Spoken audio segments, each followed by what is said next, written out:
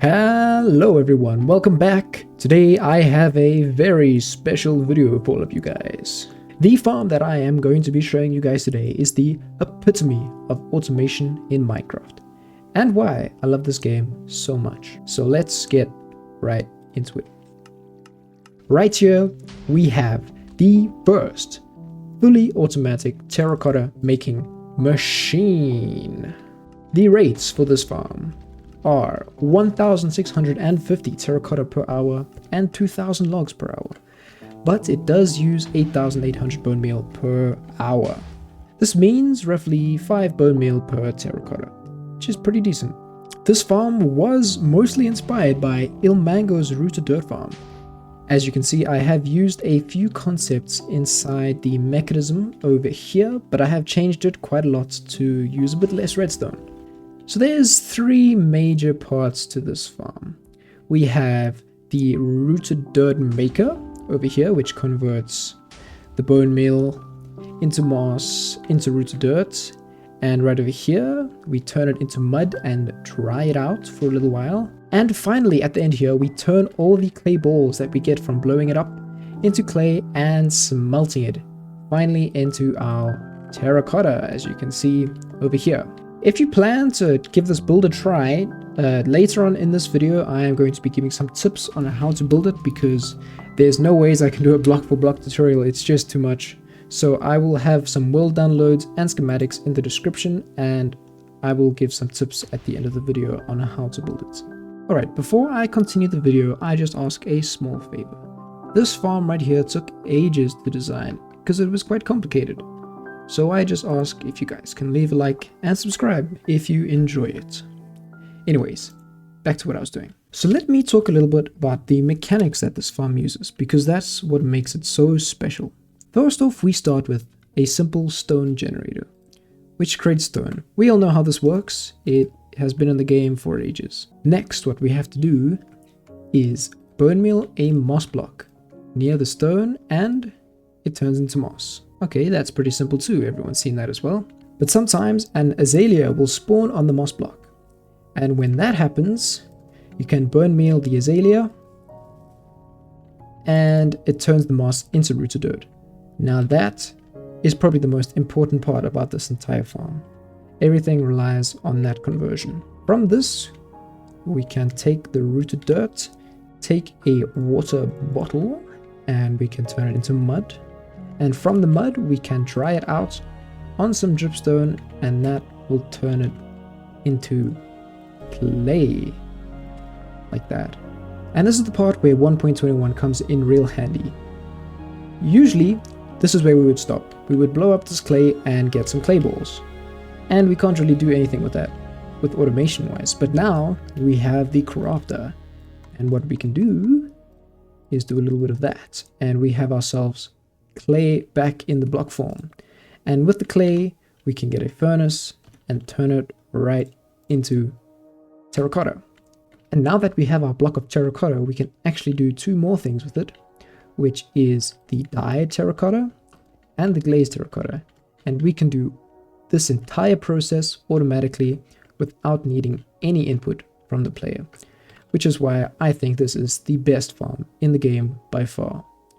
I wouldn't say most useful, because terracotta is very limited with its uses, but it is just a beautiful process. Alright, so let's talk about these steps in the farm right now, where I have tried to make it as efficient as possible. Right here we have double stone generators on each side, which, as you can see now, the stone is getting pushed inside of the farm right here, and all the stone is being turned into moss.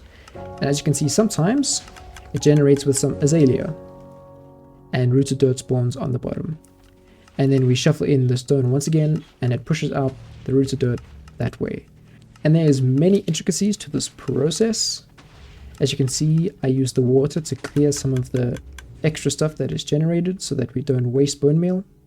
And I also need some pistons at the bottom here so that we can push all the wood up a block so that we can grow new trees. And all those extra logs that we generate are pushed into this blast chamber here, which isn't the most efficient blast chamber in the world, but you know, it gets a few logs. As you can see, it's a little bit wasteful, but I didn't want to make it too complicated because the whole point of this was trying to simplify it, but still keeping it efficient. So now all this rooted dirt is merged into one block stream. And right here, we turn all the rooted dirt into mud with a few water bottles like this. And then once again, we split up the block stream so that it is a bit slower. And we stick it into these massive dripstone drying chambers. So all of our mud will slowly snake its way up to the top here. And by the time it gets here, it will be fully dried, almost fully dried. Sometimes you might get 1 or 2 blocks of mud, but I have accounted for that in the next stage of this system. Yep, and right here is where the clay gets destroyed, and we collect it and craft it into full blocks, like so. We also need a small sorter to account for the extra mud. And right here, we are taking some of the extra wood that we made, and we are using it to fuel our furnaces to smelt our clay into terracotta. And the remaining wood goes in this chest here. And if you did not see earlier on in the video, this is the way you activate and deactivate the farm. So right here, when the light is off, the farm is not running. And you can put all your bone meal in these chests here, or you can hook up a moss farm with the bone meal generator right over here if you like. It just has to produce about 9,000 bone meal per hour, which shouldn't be too much. Alright, so let's talk about building this machine. I would recommend starting with the big brain of the machine right here, the rooted dirt generator, because it is the most complicated piece. If you go up layer by layer with the schematic, all should be good. Just make sure everything is in the right block state when you build it. You don't need any of the leaves or the logs really, that will be generated automatically, so just build all of the other stuff. There's a few hoppers and chests and droppers that have to be filled before you can run this farm. So right here in each one of these dispensers, you have to initially start off with about 2 stacks of bone meal, just in every one of these dispensers, and on the other side as well, which you can access from down here. All of these dispensers have to have at least 2 stacks of bone meal in to start with. Next, we can talk about the clock timer. Right here, we only have 5 items in this hopper. This can be anything you like, but it has to be 5. Next off, you want to fill up this chest, this hopper, and this chest and this hopper up with bone meal completely. And also down here, you want to fill up all these hoppers and droppers with bone meal so that all the bone meal is distributed evenly. The next thing you'll want to do while building is these dispensers right under these stairs right here need to be filled with a water bucket. All 9 of these dispensers need 1 full water bucket, and that should be good. Okay, the next thing you have to fill is these dispensers over here. So this top dispenser you can fill with a few water bottles just as a buffer, and this dispenser and these 3 hoppers and this hopper minecart also have to be filled with bottles, minus just a few in this hopper minecart over here. And coming to the back side of this contraption, it is good that you probably put a few oak logs in this crafter just to start with, so that nothing else gets locked inside the crafter and causes problems. So do put some oak logs in here first. And lastly, this item sorter right here, you need 18 blocks of mud and any filter item that you would like that is not clay, you can put in here. And that should be pretty much everything you need. So one last summary of the things you have to fill: all the dispensers that you have to fill with bone meal, 2 stacks in all of these dispensers right here, and on the other side, all of these hoppers have to be filled up to the brim with bone meal once you're finished. These 2 chests and hoppers over here need to be completely filled up with bone meal too. All the dispensers under the stairs have to be filled with a water bucket. This timer right here needs 5 items. This dispenser needs a few water bottles, and this dispenser, these 3 hoppers, and the hopper minecart has to be filled with empty glass bottles.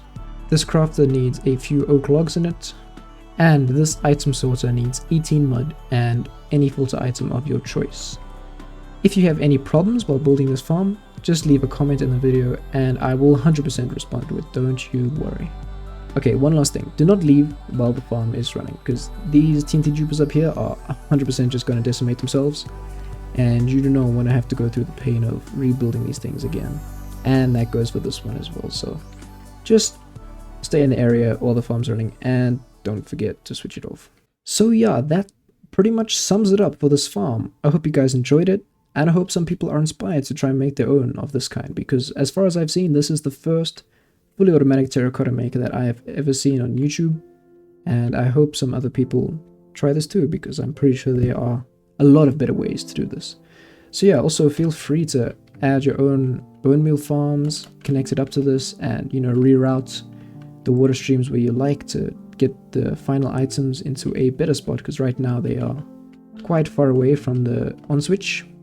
And yeah, be sure to look out for my next warped SMP videos, because I will 100% be constructing this thing on the server in survival, so you can also get some tips for building it there as well if you have problems. And also check out Ilmango's video on the Root to Dirt farm, because it is really quite interesting. So for one last time, let's look at this beautiful contraption. I really just love it because it sums up the technical side of Minecraft perfectly, going from a raw resource like bone meal and taking it all the way into becoming terracotta in its last stages, which I think is incredible. So yeah, thank you guys for watching, and I will see you guys in the next video. Goodbye.